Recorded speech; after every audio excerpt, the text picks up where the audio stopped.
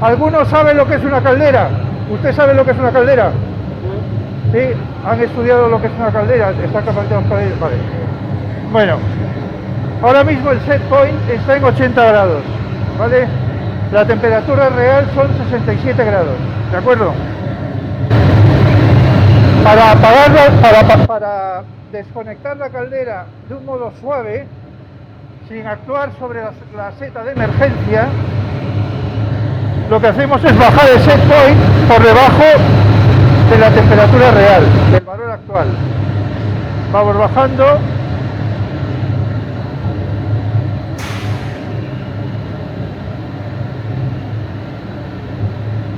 ...10 grados, por ejemplo.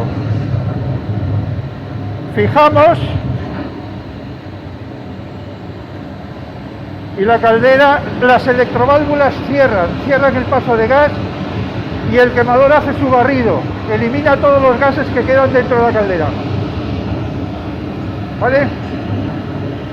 Hasta que pare. Esto indica que está la clapeta del ventilador totalmente abierta, aspirando todo el aire para evacuar los humos hacia la atmósfera, ¿ok?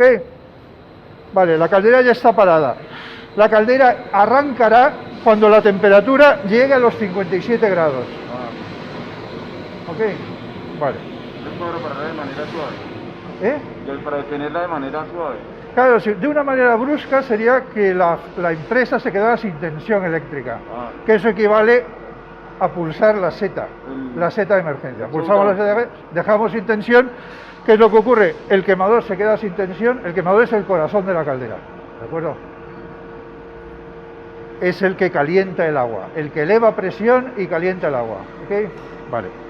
Dejamos sin tensión el quemador y entonces no hace su barrido. Eso realmente no es un peligro, porque luego cuando vuelva a encender la caldera, cuando rearmemos el quemador, si está bien configurado, el programa volverá a hacer su barrido. Entonces lo primero que hace el quemador es eliminar todos los gases que hay dentro de la caldera, manteniendo el ventilador unos 20-30 segundos en marcha, y ya hace todo su proceso, apertura de electroválvulas, inicio de llama con los electrodos, etcétera, ¿no? Vale. Bueno, vamos a ver, esto es una caldera pirotubular, aquí no sé si le llaman fire tube boiler o no lo sé, pero bueno, es una caldera pirotubular, una caldera de tubos de humo, o sea que los humos circulan por el interior de los tubos, ¿de acuerdo? Es una caldera de 3 pasos de humo. Un primer paso en el hogar, que es el donde está confinada la llama. Todo esto sería interesante que lo entendieran con un esquema o con un dibujo. Nosotros le entregamos a la propiedad un manual donde aparecen suficientes planos y dibujos para entender lo que es esta caldera. ¿De acuerdo? Es una caldera de alto rendimiento. El primer paso está en el hogar, es un tubo grande, vamos a llamarlo así, donde se confina la llama, ¿vale? Los humos se generan gases de combustión, esos gases de combustión van al final de ese tubo gordo, llegan a una cámara que llamamos de inversión y vuelven hacia el frente. Vuelven hacia el frente por un haz de tubos que llamamos, ¿vale? Llegan al frente, en este frente hay otra cámara de inversión, la segunda cámara de inversión, los tubos giran, cambian de sentido, 180 grados y se van hacia el fondo para salir por la chimenea. Ese es el esquema de la caldera, por dentro, en lo que es el lado de humos, ¿ok? Luego tenemos el lado de agua. El lado de agua es muy sencillo, tenemos una entrada de agua, si queréis venir por aquí, que es esta, y que en este caso coincide con la impulsión de las bombas de circulación. En otros casos coincide con la aspiración, en este caso es con la impulsión. El agua entra en la caldera, se calienta y sale por esa tubuladura. Esa tubuladura tiene una temperatura más alta que esta tubuladura, porque es la temperatura a la que sale el agua de la caldera, ¿de acuerdo? Allá entraría frío, allá saldría ya... Aquí no entra frío, aquí entra menos caliente. ¿De acuerdo? La temperatura mínima de retorno deben de ser entre 60 y 65 grados para evitar condensaciones y ataques corrosivos en el acero, porque la caldera está fabricada de acero al carbono es un acero al carbono de calderas de vapor, pero claro, como tal, acero al carbono se corroe cuando se produce condensación del aire. Con esa condensación se genera ácido sulfúrico, y el ácido sulfúrico con bajas concentraciones con el tiempo va corroyendo la parte exterior de la caldera, en la salida de humo. Por eso la temperatura que fijamos nosotros está siempre por encima de 60-65 grados. Eso es una labor de la ingeniería que lo tiene que controlar con la válvula de 3 vías que hay en la parte inferior del edificio, en la sala de bombas. La temperatura a la que sale el agua de ahí coincide, es la que llamamos set point, el punto de consigna de temperatura que fijamos en el quemador. Aunque el valor del regulador que hay en el quemador difiera del valor de las ondas de los termostatos, ustedes deben de tener en cuenta la temperatura real y fijarse siempre en la temperatura real, comparando la de los termostatos con la de llegada de agua al colector de abajo. O sea, digamos que es una comparación de temperaturas. Nosotros aquí tenemos 3 sondas, que son una sonda de temperatura, que es la que marca el set point, el punto de consigna de funcionamiento del quemador, y 2 termostatos, que son otras 2 sondas que limitan, que dan la seguridad de la caldera. Bueno, de eso hablaremos luego. Bueno, en cualquier caso se han quedado con ello. Esta es la entrada de agua, ¿vale? Debe estar siempre por encima de 60 grados, y la salida de agua. La temperatura de salida de agua debe de coincidir con el punto de consigna, de temperatura que marcamos en el quemador, ¿ok? Estas son las válvulas que aíslan la caldera del circuito de agua de la instalación. Las 2 válvulas evidentemente tienen que estar abiertas en funcionamiento normal. ¿Cuándo se cierran estas 2 válvulas? Cuando el quemador esté parado y cuando se requiera un vaciado de caldera. Ese vaciado debe de hacerse en frío. En este momento no podríamos hacer eso porque ahí arriba faltaría una válvula de purga de aire que estuviera abierta para que cuando abrimos la válvula de vaciado no se creara vacío e impidiera la descarga del agua de la caldera. ¿Qué más cosas tenemos en la caldera? Ese es el circuito de agua. Ahora la instrumentación. La caldera tiene, como hemos comentado, una sonda de temperatura, que es aquella que tiene el cabezal gris, que es la que manda la señal de temperatura al quemador. Y es lo que hemos hablado, que es la que mantiene el punto de consigna o la temperatura de trabajo del quemador. Luego tiene 2 sondas, 2 termostatos, que están escalonados con esa sonda de temperatura. Serían 2 termostatos de seguridad. ¿Cuál es el set de esos termostatos? Lo podemos ver, vamos a dar la vuelta y lo vemos al otro lado. Este es el indicador de temperatura de los termostatos. Los termostatos son sondas, son otras 2 sondas. O sea que tenemos 3 sondas de temperatura. Una sonda que marca el punto de consigna y 2 sondas que son las que vienen aquí a cada uno de estos reguladores, que son los termostatos que llamamos. Vale. Aquí lo que fijamos son temperaturas de seguridad por encima de la temperatura de los puntos de consigna. O sea que mantenemos una escala, ¿vale? ¿De cuánto tiene la escala y el rango? Sí, en este momento fijamos el punto de consigna en 85 grados, que es lo que nos ha indicado la propiedad.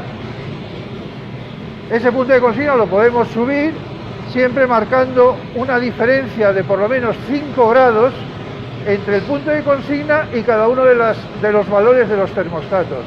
¿Ok? Entonces, punto de consigna 85 grados. Termostato de trabajo, que aquí llamamos, que sería un primer termostato de seguridad, que está 5 grados por encima de los 85, 90 grados, ¿vale? Y un tercer punto de seguridad, un segundo punto de seguridad, que sería ya el termostato que llamamos de seguridad, que estaría 5 grados por encima del de trabajo, que son 95 grados, ¿vale? Bueno, ¿por qué llamamos a este termostato de seguridad? ¿O cómo actúan cada uno de estos? Vamos a empezar por la sonda de temperatura. La sonda de temperatura lo que hace es un bucle, es un lazo de control con el quemador. O sea, se mantiene una temperatura constante, o se intenta mantener una temperatura constante, modificando el caudal de gas natural y el caudal de aire en relación.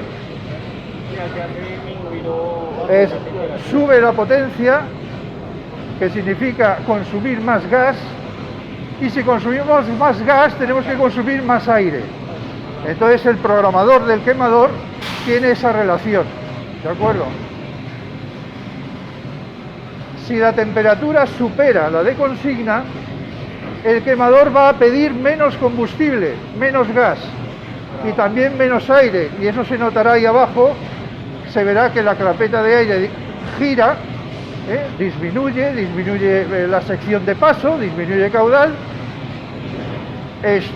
Y en el indicador del propio quemador se verá, hay una barrita que nos indica la cantidad de combustible que estamos quemando. Entonces ahí bajará, subirá, bajará, etcétera, ¿no? Vale, es un lazo de control, un bucle, ¿de acuerdo? Supongamos que tenemos configurado ese set point, ese punto de consigna, en 85 grados, ¿vale? De repente a alguien se le ocurre cerrar de forma inmediata el secundario, o sea, no hay consumo de calor. ¿Qué es lo que ocurre? En ese momento la temperatura de la caldera sube por encima de ese punto de consigna y podría llegar a subir hasta la temperatura fijada en el termostato de trabajo. Entonces el quemador está en marcha hasta que llegue a esta temperatura, la instalación. Llega a esta temperatura y automáticamente el quemador se para. ¿De acuerdo? Se para, pero no se bloquea. ¿Qué significa eso?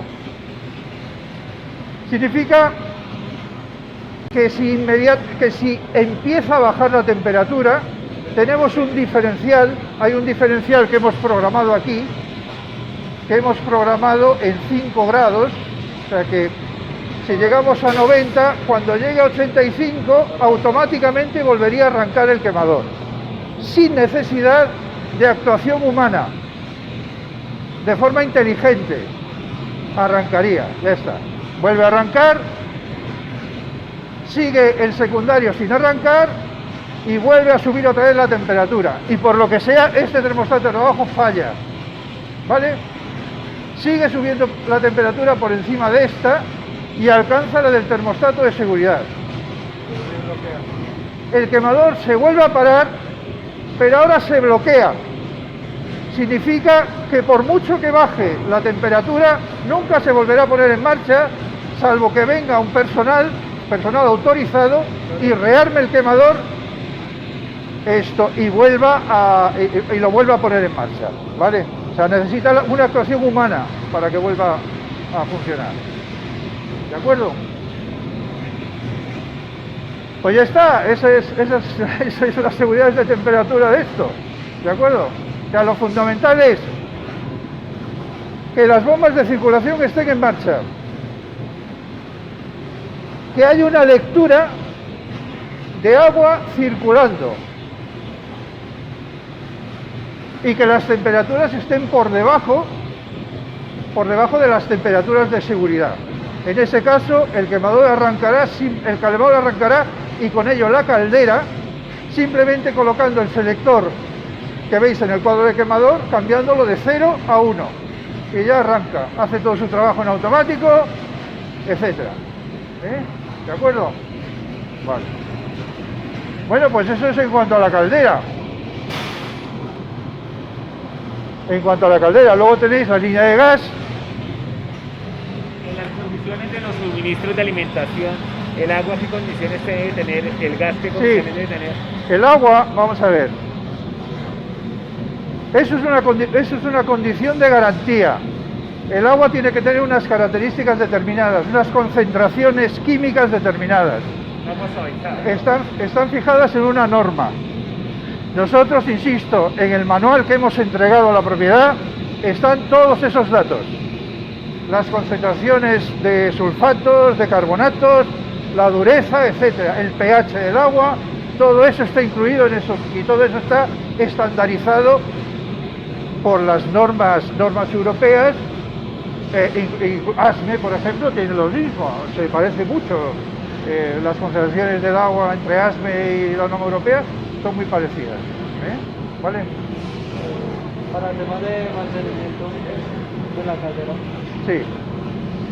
El mantenimiento de la caldera, bueno, pues realmente con gas natural, que es a lo que íbamos ahora, el gas natural es un combustible muy limpio y prácticamente no requiere mantenimiento. Lo único que hay aquí son filtros y en cuanto a válvulas, pues es lo típico. O sea, una válvula caliente hay que moverla por lo menos una vez a la semana. No se trata de abrirla y cerrarla, se trata de moverla, abrirla, cerrarla, etcétera. Sí, para evitar que se gripe. Lo mismo que las válvulas de seguridad que han montado ahí arriba. Convendría que una vez a la semana o cada 2 semanas se dispararan las válvulas de seguridad para comprobar, Una vez a la semana. sobre todo esa azul. Pero esa azul no es nuestra. No sé. ¿Qué hay que hacerle? Tirar. ¿Liberales? Claro, pero para eso tenéis que estar cerca de la presión. Cerca de la presión de disparo. ¿A los cuántos PSI se dispara esa válvula de seguridad? Bueno, yo en PSI ando bastante perdido. En bares creo que está a 3, a 3,5 o 4.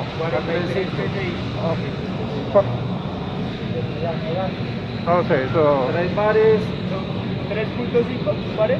un bar es 14.7 Por eso, PSI. 3 bares es 43.5. Dice que 3.5 bares. ¿Qué es Sí, eso, sí, bares? sí. Más o menos 50. Más o menos 50 PSI. Trabajito se dispara con nada. Todas las válvulas de seguridad, por norma, llevan una plaquita y en la plaquita pone presión de disparo o a lo mejor trip, no lo sé. ¿Cómo viene regulado? Y en la presión de disparo aparece la presión de disparo. ¿Ese manual a quién se lo pasaste tú? Ese manual se lo he pasado a toda la dirección de esta empresa. Hemos mandado, lo hemos repetido un montón de veces. Entonces, no sé. Ese manual a ver, no lo baja. Esto que yo les he enviado es algo que he hecho rápido como un resumen de actuaciones, ¿vale? Al quemador también se le hace mantenimiento al chispero, se limpian los chisperos. ¿Cómo? Al quemador. Los chisperos tienden a perder la propiedad de poder accionar la llama.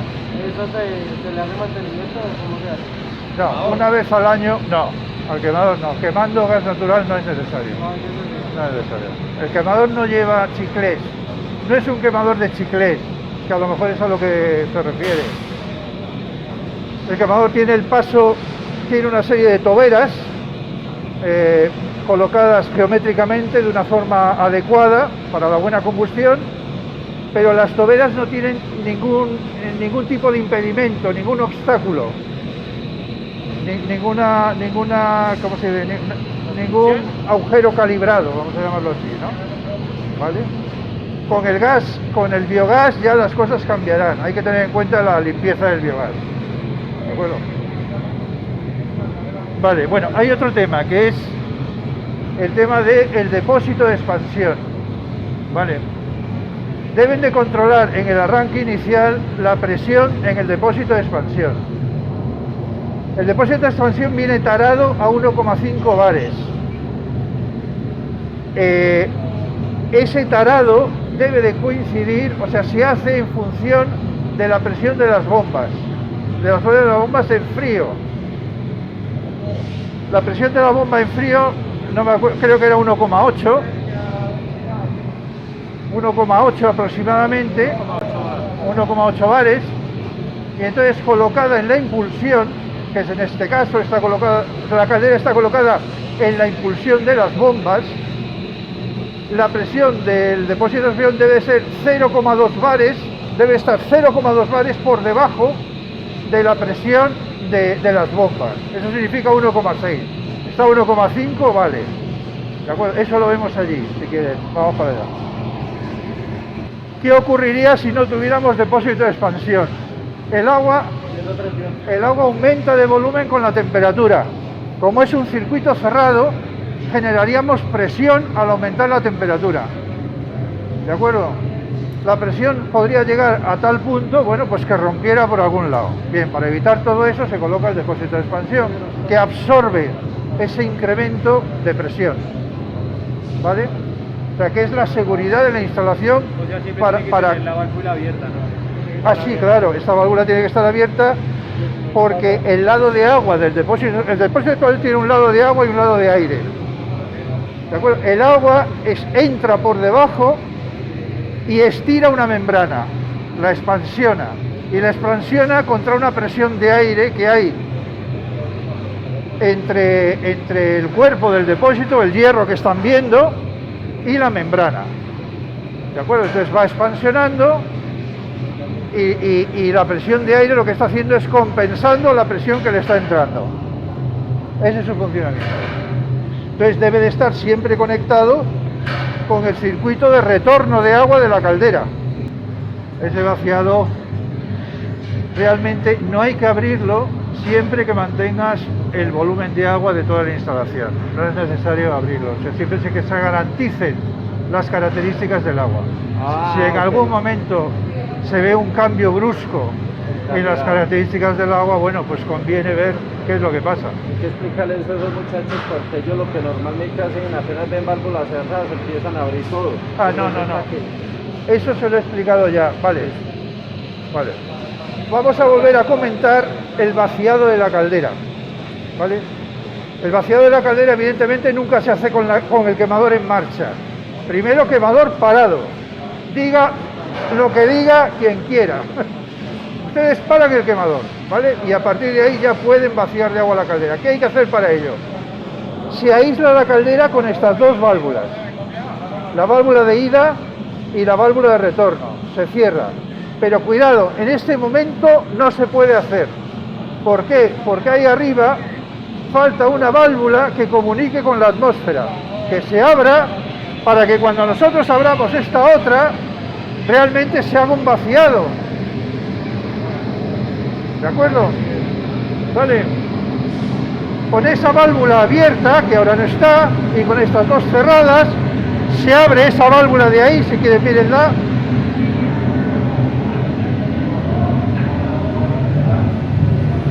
Se abre esa válvula de ahí y se vacía exclusivamente el cuerpo de caldera. Y entonces se puede trabajar sobre la caldera, ¿vale? Sin necesidad de vaciar todo el circuito. Se decía que estará 1.5, 1.6 bares. ¿Es este? ¿1.8? Sí, no, esa es la presión de diseño, o sea, la presión a la que viene precargado el equipo, 1,5 bares. La presión de la bomba en frío, cuando la caldera todavía está fría, es de 1,8 bares más o menos. La norma, el fabricante dice que si este depósito está colocado en la impulsión de las bombas, o sea, entre las bombas y la caldera, la presión de precarga debe de ser la presión de las bombas 1,8 menos 0,2, que sería 1,6. Vale, está 1,5, luego vale, está dentro de del rango, ¿vale? ¿Cuál es la presión máxima? La presión máxima, que eso no lo digo yo, eso lo dice la ingeniería, es creo que 2,8, o sea, que con la temperatura máxima de retorno, que tampoco sé cuál es, porque también depende de la ingeniería, la presión aquí debe ser como máximo de 2,8 bares, ¿ok? Pues aquí sería una presión máxima de 10 bares. Sí, no, presión máxima de 10 bares significa que este depósito está diseñado para soportar 10 bares, o sea que si superamos esos 2,8 bares, no va a pasarle nada a este equipo hasta que lleguemos a los 10 bares. Nunca vamos a llegar a los 10 bares porque antes va a saltar la válvula de seguridad de la caldera. Bueno, la primera que va a saltar va a ser esa azul que la han tarado a 3,5 y no sé por qué, pero bueno, eso es cuestión también de la ingeniería. Va a saltar primero esa, que está tarada a 3,5, y luego va a saltar la de la caldera, que está tarada a 5. O sea que es muy difícil que esto, salvo que, bueno, cierren ahí, no, es muy difícil que esto llegue a sus 10 bares, pero podría llegar, ¿no? En cualquier caso, trabaja una presión que está muy por debajo de la presión de diseño, o sea, que está en el lado seguro, ¿vale? Estamos funcionando en el lado seguro, ¿ok? La caldera lo que hace es subir temperatura. ¿Qué ocurriría aquí en Bogotá? La temperatura de saturación, o sea, la temperatura a la que hierve el agua en una olla que está abierta a la atmósfera es de aproximadamente 92 grados. Bueno, creo que es así porque lo estudié por ahí, lo leí y tal, aproximadamente por la presión atmosférica, porque estamos a 2.500 metros. La presión atmosférica aquí es menor que a nivel del mar. A nivel del mar evaporaría a 100 grados, ¿vale? Pero como aquí estamos a 2.800 grados, pues evapora a 92 grados, bien. Nosotros estamos del lado seguro, o sea, nunca va a haber evaporación en todo el circuito de la instalación, siempre que garanticemos que no hay aire ni cámaras de aire. ¿De acuerdo? Por eso es fundamental que para el buen funcionamiento de la planta, antes de encender las calderas, se compruebe que las bombas funcionan y que realmente está circulando el agua y que sea vaciado completamente de aire, se ha purgado completamente el aire. Por eso le he dicho a la propiedad que debe de instalar purgadores automáticos de aire en toda la línea, que no hay. No basta con hacer una purga manual en frío. Unidades de mantenimiento de aire, ¿sí? Para los condensados, ¿sí? Sí, no, bueno, no es por eso, es porque hay una ley, que es la ley de Henry, que dice que conforme va aumentando la temperatura, la concentración de oxígeno en el agua aumenta. Entonces se crean microburbujas o burbujas grandes. Las microburbujas es complicado sacarlas con ese sistema, pero las más grandes sí. Entonces conviene por eso colocar sistemas de estos de purgado automático de aire, que son además muy baratos, o sea, no tiene nada de otro, ¿no? ¿Qué pasaría si subimos? Todo falla, ¿vale? Bueno, menos las válvulas de seguridad todavía no han fallado. Fallan todos los termostatos, falla el set point, etc. El quemador sigue en marcha y va subiendo la temperatura. Conforme vaya subiendo la temperatura, existe una relación entre temperatura del agua y presión. Si alguno de ustedes lo conoce, hay un diagrama de Molière que se estudia en termotecnia, en termodinámica, en donde se puede ver esa relación. Estamos generando agua sobrecalentada, que se llama. Tenemos varios tipos de agua: agua saturada, agua sobrecalentada, agua condensada, etcétera. Bueno, pues en este caso es sobrecalentada. ¿Qué significa sobrecalentada? Que en un circuito cerrado, inundado, si nosotros le vamos dando calor, y no hay pérdidas de calor y no hay pérdidas de agua, etcétera, la presión va subiendo conforme vas aumentando la cantidad de calor, y siempre en una relación. O sea, que si tenemos, yo qué sé, va subiendo la temperatura a 120 grados, la presión en el circuito va a ser la hidráulica, la hidrostática, más la presión debida a esa temperatura.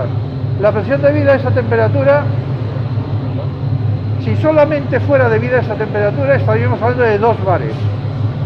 Si fuera 130 grados, 3 bares, aproximadamente, ¿eh? 140 grados, 5 bares. En ese momento, que tenemos 5 bares, dispararía la válvula de seguridad de la caldera. ¿De acuerdo? Sí. Vale. Tendríamos agua en todo el circuito, pero ¿qué ocurriría si ustedes pinchan un tubo? Tenemos agua a 5 bares y 150 grados, ¿vale? Se pincha un tubo y lo que va a salir por ahí es vapor. El vapor se va a expansionar, el agua se va a expansionar de una forma instantánea. Y si alguien lo pilla, le corta, vamos, lo deja seco, ¿eh? Lo deja, depende de dónde le pille. Pero vamos, en general lo deja seco. O sea, por eso digo, decir, es una... Pero dentro del circuito nunca va a evaporar. ¿De acuerdo? Por lo tanto, vigilen que las temperaturas están siempre por debajo de la de seguridad y que en caso de que la caldera, la temperatura llegue a esa temperatura de seguridad, que efectivamente el quemador se bloquea, ¿vale? Pero bueno, tiene temperatura suficiente. Esto es una instalación de agua caliente, no es una instalación de vapor. O sea que lo que le faltaría al sistema serían las unidades de purga de aire, de esa agua. Exactamente, aquí lo que le falta, porque yo he hablado con la propiedad, Tomás, por ejemplo, que es el jefe eléctrico o el ingeniero eléctrico, ya ha enclavado el funcionamiento de las bombas de circulación y del indicador de flujo, los ha enclavado con el quemador, de forma que nunca se pondrá en marcha el quemador si no están en marcha las bombas y el indicador de flujo no funciona, ¿vale? Hay un enclavamiento y funciona porque lo hemos comprobado, ¿vale? Lo que hace es bloquear, deja sin tensión al quemador, no deja sin tensión a la caldera, deja sin tensión al quemador, ¿vale?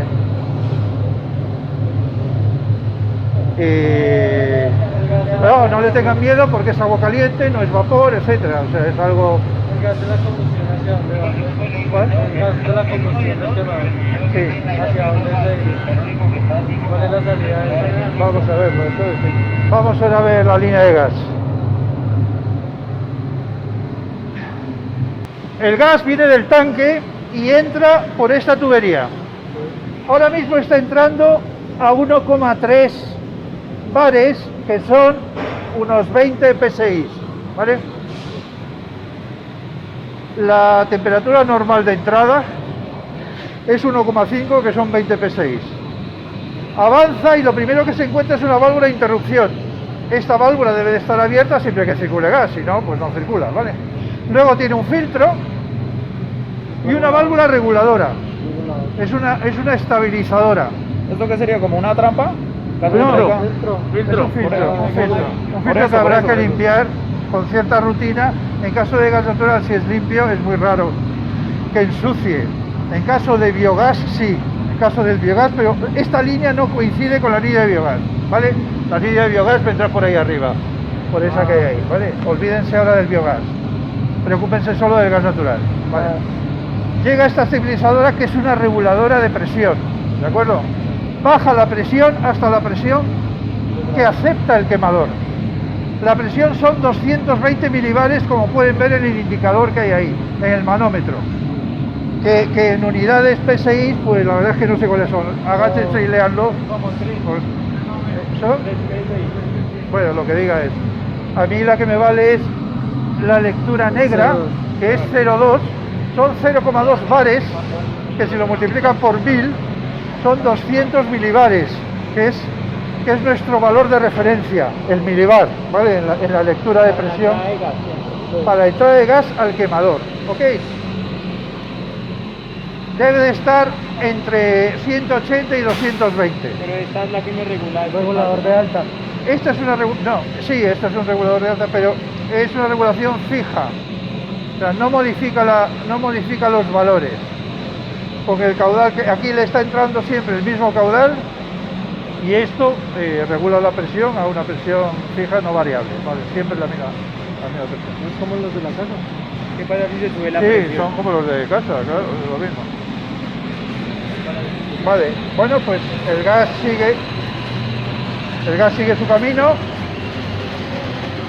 Ya tenemos el gas a la entrada de lo que nosotros llamamos rampa del quemador, rampa de gas del quemador, ¿vale? Se encuentra con un presostato, una primera electroválvula, un segundo presostato, otra electroválvula y un tercer presostato, ¿vale? Aquí, si lo leen por aquí, lo tienen indicado. Las electroválvulas son de seguridad de presión en la línea de gas. O sea, esto es una presión T máxima. ¿Tienen los mismos steps o también varía como de allá? No. Estos presostatos están configurados a distintas presiones. Esta es la presión de alta, que está a unos 150 milibares. Este es el presustato de estanqueidad que está regulado a la presión a la que entra el gas en la rampa para adivinar si hay fugas, ¿de acuerdo? Y este es el presustato de mínima, que está a unos 50 milibares más o menos, ¿de acuerdo? Si las presiones bajan de 50, si las presiones bajan o suben por encima de estas presiones, entonces la caldera se para, el quemador se para, ¿de acuerdo? Pero digamos, Pero esto no tiene... este presustato no activa en línea con el de gas. No. Ahora llegamos ahí, ¿vale? Bueno, estos son presustatos, son unos equipos que están configurados de una manera y punto, ya está. Aquí no hay que mover nada. O sea, yo mando la señal acá y acá me lo desactiva. Sí, exactamente. Una vez que encendamos el quemador, los presustatos quedan activados. El programa lo que hace es una lectura de presiones y en función de esas presiones pone en marcha o no el quemador. ¿De acuerdo? Pero igualmente me mandas una señal digital ahí. Sí, esto es digital. Bueno, ya el gas ha pasado a través de las electroválvulas y llega a un servomotor. Eso es una válvula reguladora de gas. Lo que hace es regular el caudal de gas en función del set point de temperatura que tengamos, ¿de acuerdo? Ah, la regula. Eso lo regula el caudal, ¿ok? Y está en relación con el otro servomotor que es el de aire. Déjeme pasar, por favor. El servomotor de aire es este. Entonces, estos dos servomotores se regulan, reciben la señal del programador y el programador recibe la señal de la temperatura de consigna. Y entonces el programador le dice al servomotor de aire y al servomotor de gas que abran más o cierren más, ¿de acuerdo? Para mantener la temperatura. ¿De acuerdo? Y eso es. Antes me preguntaban sobre el mantenimiento. Bien. Es muy importante evitar que ahí debajo haya polvo o partículas que puedan entrar por los circuitos, evidentemente. Porque eso, claro, cuando esto se pone a tope, aquí hay un motor, no sé si son 20 caballos o 30 caballos, claro, se pone a aspirar y aspira todo lo que tenga debajo. ¿De acuerdo? O sea, que eso de debajo debe estar limpio. Porque además, internamente hay una célula fotoeléctrica que debe de estar limpia. Si la célula fotoeléctrica está para que vea la llama, si la célula no ve llama en un tiempo determinado, el quemador no se pone en marcha. Pero claro, la célula fotoeléctrica tiene que estar limpia. Si está sucia, sucia, si está muy opaca, tendría que estar casi negra, vaya. Pues entonces no permite el expendido del quemador. Vale. Esto es biogás. Para cambio de Claro. gas a gas natural. Correcto. La caldera nunca funcionará con los dos a la vez. O funciona con uno o funciona con el otro. ¿Vale? Todo esto que hemos explicado vale para gas natural, pero no vale para biogás. ¿Ok? Para biogás que cambia las presiones de entrada. Exactamente, cambia, o sea, vale todo menos lo que hemos hablado de la rampa de gas, ¿de acuerdo? Todo lo demás sí, todo lo demás es exactamente igual. Pero eso, digamos, tú ya está en el manual que tú entregas. Todo eso está en los manuales. Esto que aquí, bueno, si quieren volvemos a la caldera. En el hipotético caso de que se rompa un tubo, saldría agua, etcétera. Entonces habría que parar la caldera, abrir estas puertas, y entonces veríamos todo el haz de tubos, el haz del segundo y del tercer paso. Tendríamos acceso a ellos, ¿de acuerdo?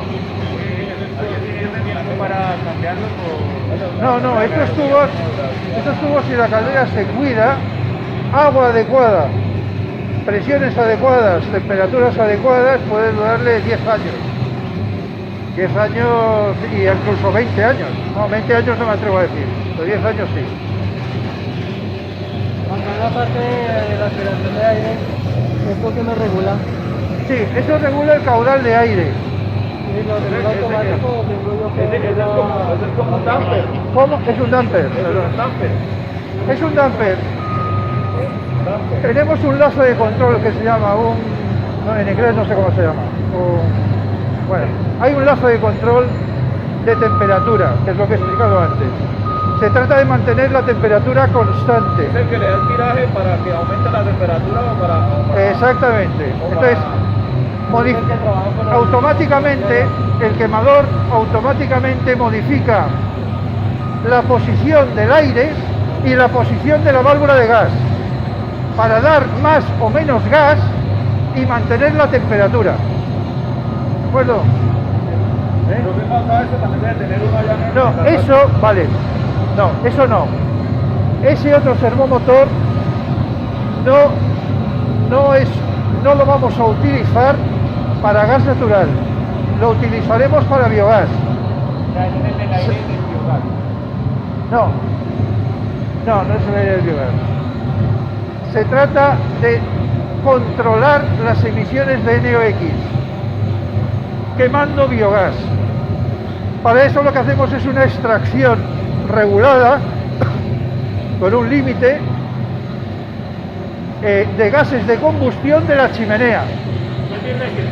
Hay una recirculación de gases de combustión, no todos, de una proporción, como máximo suele ser el 30%, para ¿cómo? Esa recirculación va a saturarlo. No lo entiendo. Esa recirculación no va a saturar.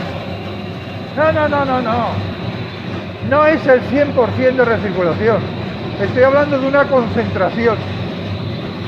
Como máximo suele ser un 30% de gases. ¿De acuerdo? Lo que hacemos es evitar que entre una gran cantidad de aire para quemar ese biogás. Sería muy difícil controlar las emisiones con aire frío, con esa concentración de aire. Bajamos la concentración de aire metiéndole el aire que contienen los gases de combustión. Ten en cuenta que los gases de combustión contienen oxígeno. Y ese es un oxígeno que se aprovecha para esa combustión. Como el de los carros. ¿De qué? Así como en los carros que tienen como un dispositivo para recircular también, CR, en los coches. Sí, eso es habitual en los sistemas de combustión para controlar las emisiones de NOx. ¿Por cuánto tiempo se le hace mantenimiento a la tubería de los serpentines? Una vez al año conviene abrir. Una vez cada 6.000 horas de funcionamiento. ¿De acuerdo?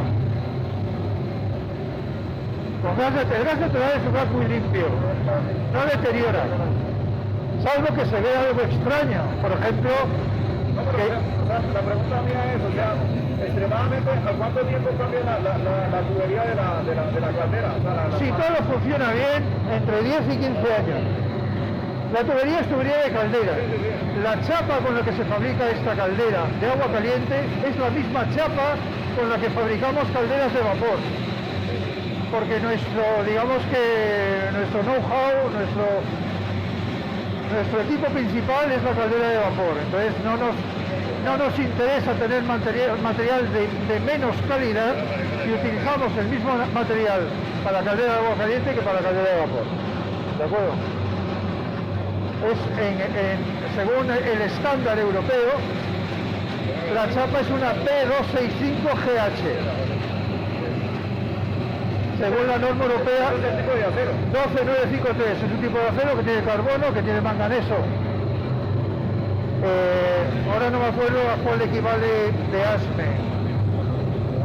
Al 465, no me acuerdo ahora, bueno, es igual. Los tubos son P235GH, que es tubo de caldera de vapor. ¿Traen una aleación como antidesgaste? ¿Cómo? ¿Traen como una aleación de antidesgaste? No, antidesgaste no. No. El tubo y la chapa de calderas es un material elástico. Tiene que admitir una elasticidad determinada. La chapa antidesgaste es dura, entre comillas, es agria. Las calderas y los equipos a presión en general se deben de fabricar con materiales elásticos. ¿De acuerdo?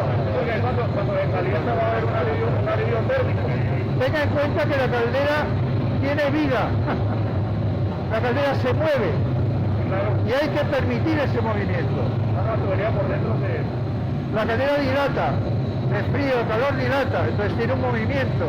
El movimiento que es el propio material tiene que poder admitir ese movimiento y una vez que se enfría, tiene que volver a su posición de reposo. En un material agrio eso no ocurre así. El material rompe, fractura, ¿vale?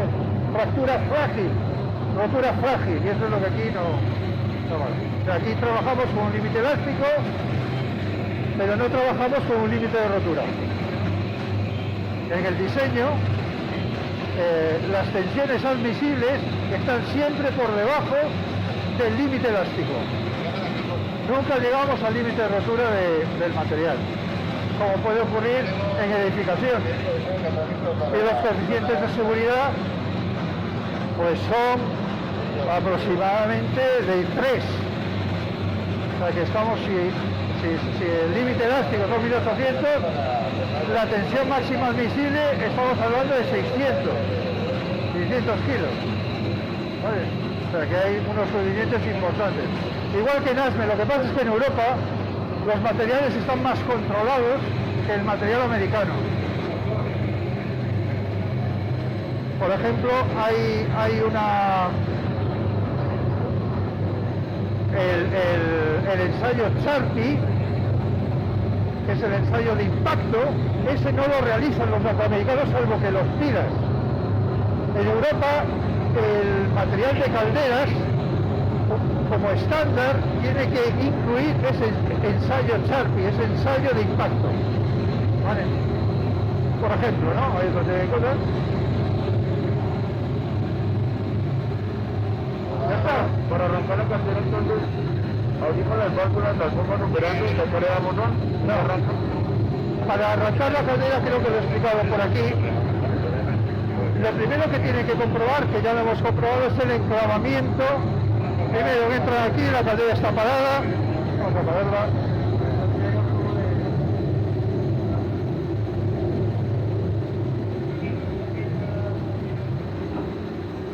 La caldera se para, ¿vale? Bajamos el set point para que lo haga de forma suave.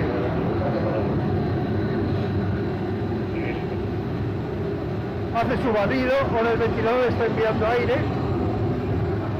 llevándose todos los gases de combustión hacia la atmósfera.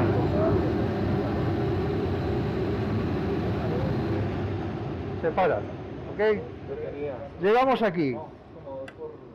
La caldera está en cero. Entramos aquí, la caldera está en cero. Esta mañana no había tensión, entonces no leíamos la temperatura en los termostatos. Vale.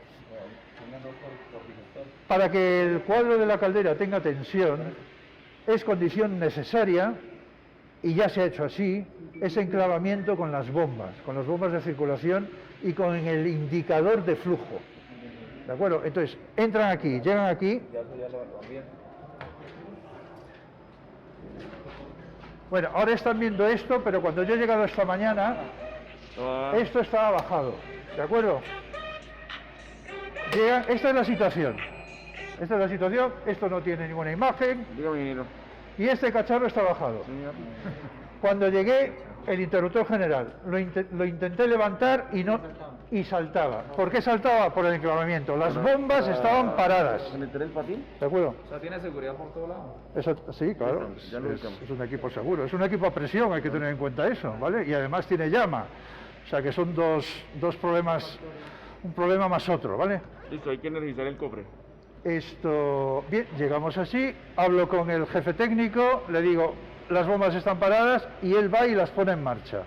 Las pone en marcha y entonces levanto el interruptor y efectivamente me permite levantarlo. Si no me permite levantarlo es que las bombas están paradas o no hay circulación de agua. ¿De acuerdo? Ah, es una protección. Son dos protecciones que están en cadena. ¿Ok? Tanto si falla una como si falla la otra, ese interruptor está abajo. ¿De acuerdo? Bien. Bien, le damos tensión, o sea, levantamos el interruptor y se nos iluminan estos dos termostatos, estos dos indicadores de temperatura se nos iluminan. Vale. Nos vamos al cuadro del quemador.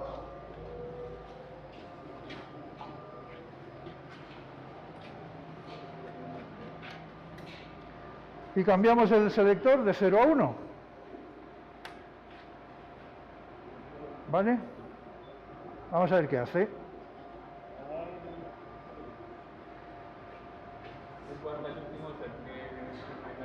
Sí, exactamente, guarda el último set point. Vale, no arranca, no va a arrancar. ¿Por qué? Porque el set point está por debajo del valor real de temperatura. Para que arranque tenemos que subir el set point.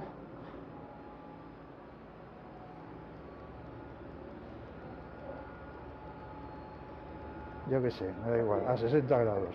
Enter, y ahora ya ella arranca automáticamente. Hace todo su programa y arranca. Dime. Una pregunta. Sabemos que arrancan las bombas, tenemos agua, pero ¿cómo sé que el sistema no queda con burbujas de aire antes de que arranque la caldera? Claro, buena pregunta. Para eso es para lo que hay que colocar los purgadores automáticos de aire. O sea, no hay más. No hay otra forma de averiguarlo.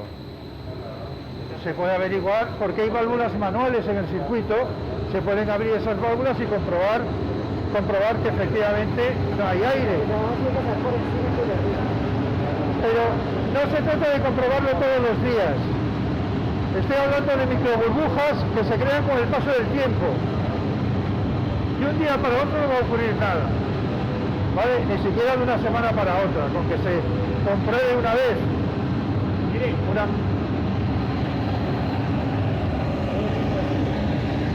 Ya, sí, estas son condensaciones que están ocurriendo por esto, ¿vale? Pero eso desaparecerá. Lo mismo que estas de ahí abajo. Se condensa cuando se enfría, condensa. Cada vez que se para. Lo ideal es que la caldera no pare nunca, esté siempre en marcha. Ese es el caso ideal de una caldera. No, el choque térmico ocurre cuando las diferencias de temperatura son muy altas. La caldera ya la hemos dilatado. Ya no va a ocurrir ese choque. ¿Vale? Sobre todo porque la circulación de agua tiene temperatura constante entre la ida y el retorno, se parece mucho. Aquí tenéis la suerte en Bogotá de que las temperaturas son constantes. Lo mismo, estas son de las rejillas de abajo, ¿sí? Sí, abajo hay unas lamas que se llaman, que son las que van dando más aire, menos aire. Es un damper, efectivamente.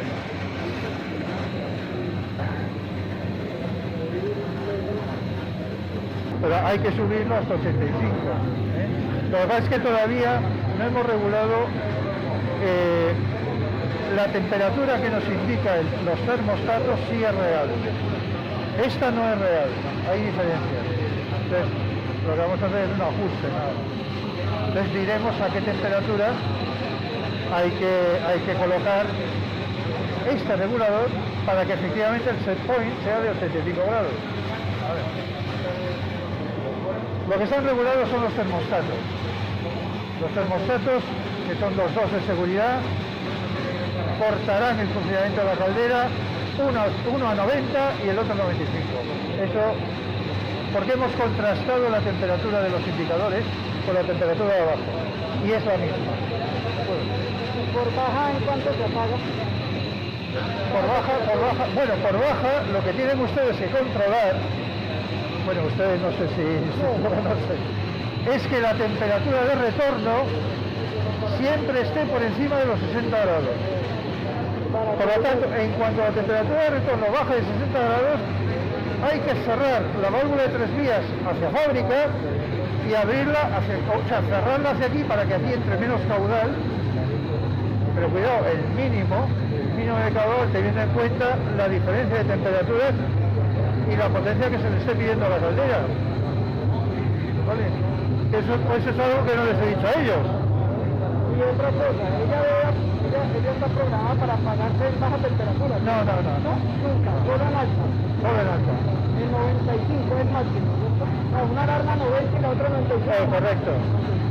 Cuando llega a 95, la caldera se para, el quemador se para y no se vuelve a poner en marcha de forma automática nunca, hasta que no llegue una persona, rearme y vuelva a poner en marcha. ¿Vale? Con 90 sí, cuando llega el primer estadio de seguridad. ¿Usa la alarma? No, la alarma sería con el segundo. Con el primero lo que hace es parar pero automáticamente se vuelve a poner en marcha cuando baja el diferencial de temperatura que hemos colocado en 5 grados. Sí, sí, todo eso se lo he contado. Los rodamientos de este motor tienen algún tipo de lubricación. Lo que regula la velocidad de giro. Ok. ¿De acuerdo? Gracias. Nada, espera. Es a lo que está asegurado. Vale.